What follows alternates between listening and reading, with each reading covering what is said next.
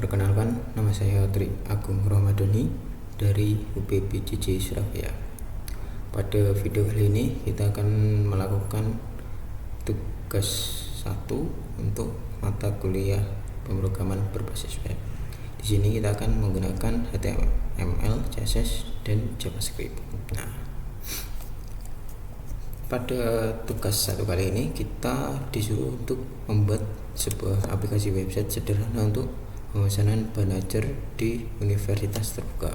Nah, di sini kita akan berfokus kepada frontend tanpa menggunakan backend terlebih dahulu. Nah, untuk file backendnya ini ada di tugas 1 dan sudah saya download ya. Nah, untuk tugas satunya terdiri dari ini nanti ya, image sama JS nya. Nah, ini file ini sama beberapa file image untuk cover gambarnya. Ini saya sudah download ya. Nah, kemudian yang pertama kita akan disuruh untuk membuat halaman login terlebih dahulu ya, dimana isiannya adalah ada input, kemudian tombol login, kemudian ada keterangan apabila salah password atau salah email akan ada pop-up-nya ya.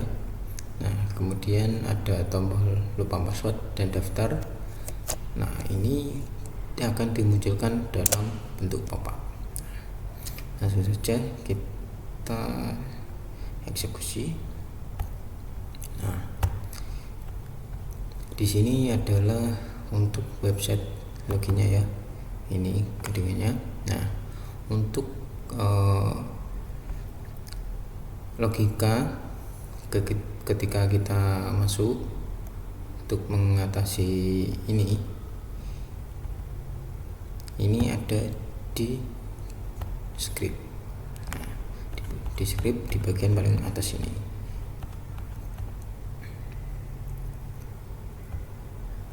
Nah, ini untuk script supaya ketika kita login ada salah password atau salah email, itu akan ada notifikasi berupa pop-up.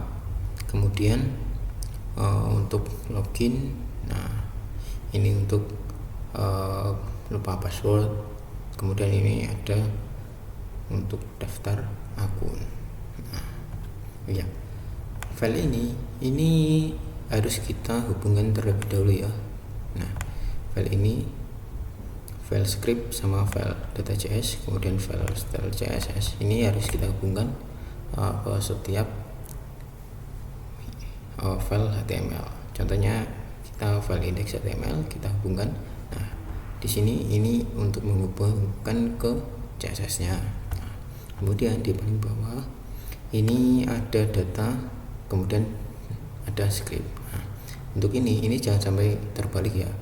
Apabila terbalik, maka dia akan membaca script terlebih dahulu, kemudian data, sehingga ini tidak bisa login.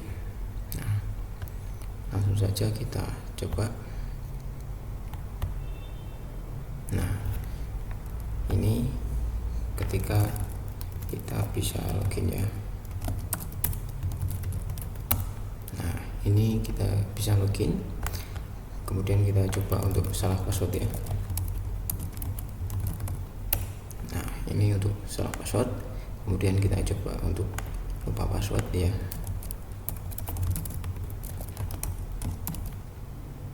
Nah, dia sudah ada notifikasi, sudah oke ya. Kemudian untuk daftar,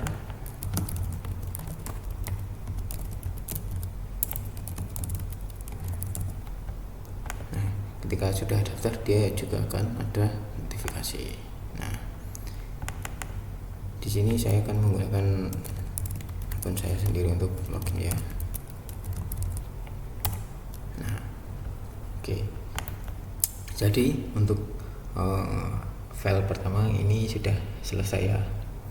Nah, lanjut kita untuk file kedua, yaitu untuk membuat menu. Nah, di sini kita akan berikan nama dashboard.html. Kemudian dalam dashboard ini akan ada berupa informasi bahan ajar, kemudian tracking pengiriman, kemudian laporan, dan ada subnya yaitu berupa monitoring progress DU Banajar, rekap Banajar, kemudian ada menu lagi untuk history transaksi Banajar. Nah, kemudian kita disuruh untuk menampilkan greeting atau salam berdasarkan waktu kita akses atau waktu setempat. Nah, untuk tampilan waktu ini kita menggunakan JavaScript ya. Nah, ini untuk file dashboard HTML-nya ya. Jangan lupa kita tetap menghubungkan antara CSS-nya, kemudian kita tambahkan berupa logo UT. Nah, kita juga jangan lupa untuk menghubungkan dashboard ini ke scripts dan datanya, supaya kita mengambil data siapa saja yang login. Kemudian untuk scriptnya yaitu untuk memberikan logika seperti ini, untuk menampilkan informasi, kemudian tracking, kemudian laporan, dan kita menampilkan salam. Nah, contohnya adalah seperti ini. Nah, ini untuk akun saya sendiri ya. Nah, ini saya akses di pagi hari ya, yaitu hari Jumat jam 8 pagi, maka dia akan diberikan ucapan selamat pagi. Nah, di sini saya menggunakan role sebagai administrator dan lokasi saya ada di UT Surabaya. Nah, oke. Nah, untuk menunya tadi, menu ini saya taruh ada di yang namanya adalah sidebar. Kemudian yang di kotak ini namanya adalah main konten. Nah, untuk biru-biru atas untuk menampilkan tombol logout, kemudian username sama logo ini adalah header. Nah, sedangkan yang di bawah ini untuk role, waktu dan lokasi adalah footer. Nah, bisa kita lihat ini untuk headernya, logo, kemudian username dan tombol logout. Kemudian di sidebarnya yang sebelah kiri tadi ada ucapan selamat datang, kemudian ada salam ini, kemudian ada menu dan sub menu. Nah, untuk di tengahnya adalah main konten. Kemudian di footer ada role, kemudian jam dan lokasi. Nah, untuk ini semua mengambil datanya dari data JS dan script.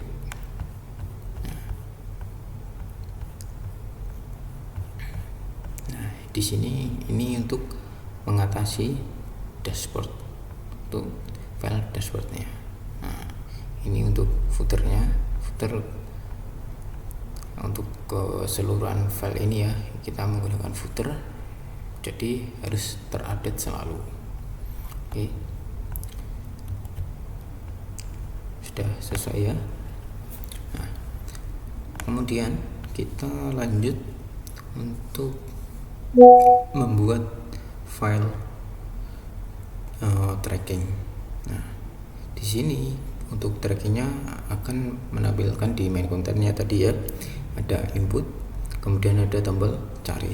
Nah, ketika kita melakukan pencarian, maka menampilkan nama mahasiswa, status pengiriman, kemudian detail ekspedisi, tanggal kirim, jenis paket, dan total pembayarannya. Nah, untuk status pengiriman ini bisa dibedakan dengan warna bar atau tabel atau list yang berbeda-beda ya.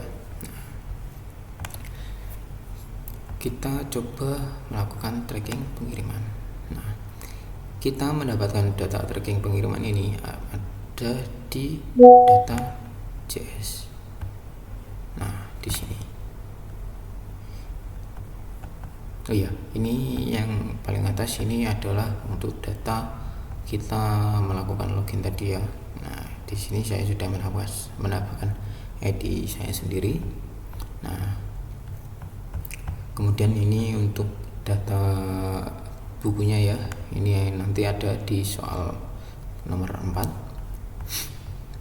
Kemudian untuk tracking ini kita mengambil data dari sini. Di sini cuma ada 2 ya datanya. Nah, kita coba salah satu untuk dari Rina Wulandari.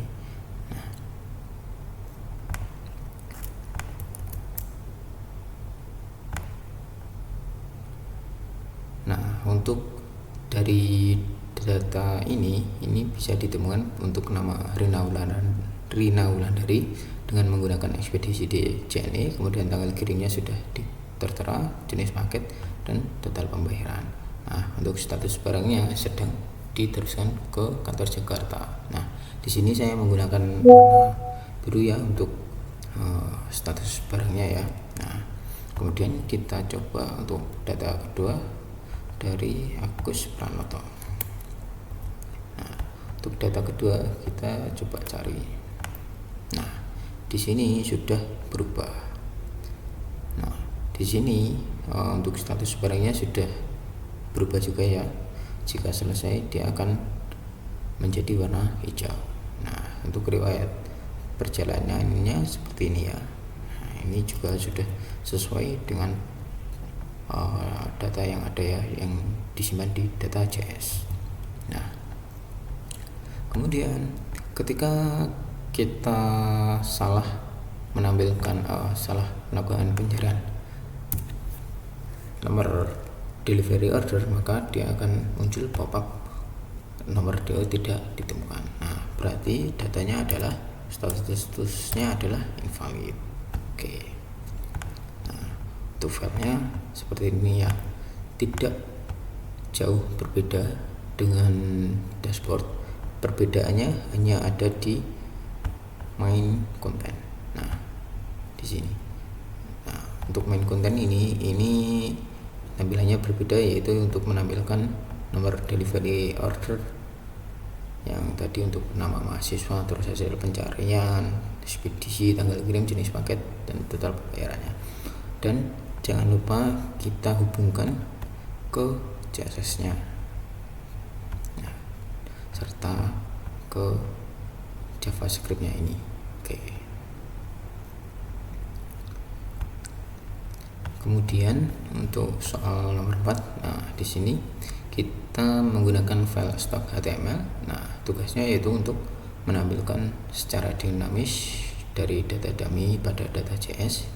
Kemudian terdapat fitur untuk menambahkan baris stock menggunakan JavaScript DOM. Nah, yang dimaksud data tadi adalah ini.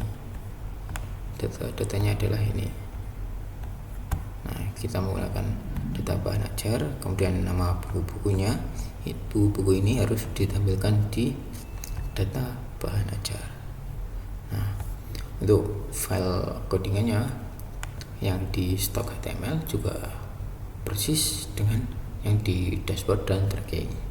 Perbedaannya cuma ada di main konten. Nah, di main konten ini kita harus menampilkan buku-buku yang ada, kemudian kode lokasi, kode barang, nama barang, jenis, edisi, stok, dan cover. Nah, ini harus sesuai ya. Ada 1, 2, 3, 4, 5, 6, ada 6 item ya.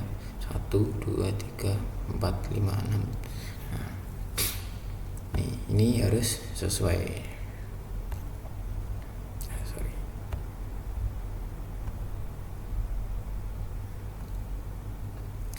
Ini harus sesuai. Kemudian di menu utamanya, juga ada tambahan tombol untuk menambahkan stok. Nah, kita langsung cek di stok bahan ajar. Nah, di sini ada 6 ya, ada 5 buku. Nah, 5 buku ini datanya diambil dari data.js ini. Di sini ada 5 buku ya, 1, 2, 3, 4, 5. Nah, di sini akan diolah di stok HTML. Nah, di sini harus terhubung. Jadi semua file harus saling terhubung antara HTML, JavaScript, dan CSS-nya. Nah, ini. Nah, untuk menambahkan, kita juga harus mengisi keseluruhan kolomnya ini. Nah, baru kita bisa menambahkan ini. Nah, ketika ada yang terlewat, maka akan ada notifikasi pop-up ini untuk mengisi. Nah, oh iya, untuk CSS-nya kita tadi belum singgung ya. Untuk CSS ini digunakan untuk melakukan desain ini, desain secara keseluruhan. Jika tidak ada CSS, maka tampilannya akan berantakan. Nah, di sini, ini untuk melakukan desain secara keseluruhan ya. Nah, ini jadi wajar ya apabila CSS-nya banyak ya. Apabila semakin banyak desainnya, maka dia akan semakin banyak.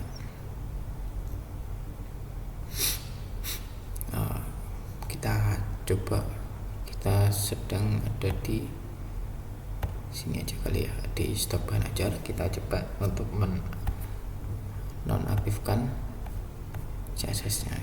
Kita coba, salah folder aja. Nah, kita menghubunginya ke folder JS. Nah, kita refresh. Nah, dia tampilannya akan seperti ini, mengikuti default dari codingan ini. Nah, codingan ini dibacanya dari atas ke bawah. Nah, ada logo kampus, terus ada logout segala macam. Jadi tampilannya jelek ya.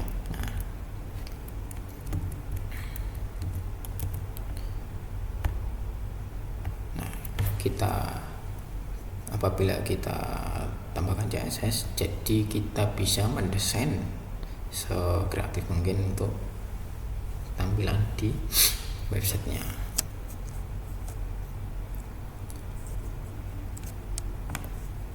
Ya, kemudian di sini untuk struktur foldernya ya. Untuk struktur folder bisa kita lihat di ini, di tugas 1. Nah, untuk tugas 1 kita menggunakan index HTML, dashboard HTML, tracking, dan stock. Nah, ini filenya ada di luar, tidak di dalam folder lagi ya, cuma ada di dalam folder tugas 1. Kemudian kita tambahkan file dashboard, index, stock, tracking. Nah, selanjutnya ada folder CSS yang mana di dalamnya ada file style CSS. Nah, ini di dalam folder tugas 1. Kemudian di dalam folder tugas 1 ada folder CSS dan ada file CSS-nya. Nah, begitu juga di JS. Di JS juga sama, ada data dan script 2. Nah, ini data 2 ini data yang lama ya, kita hapus saja. Oke.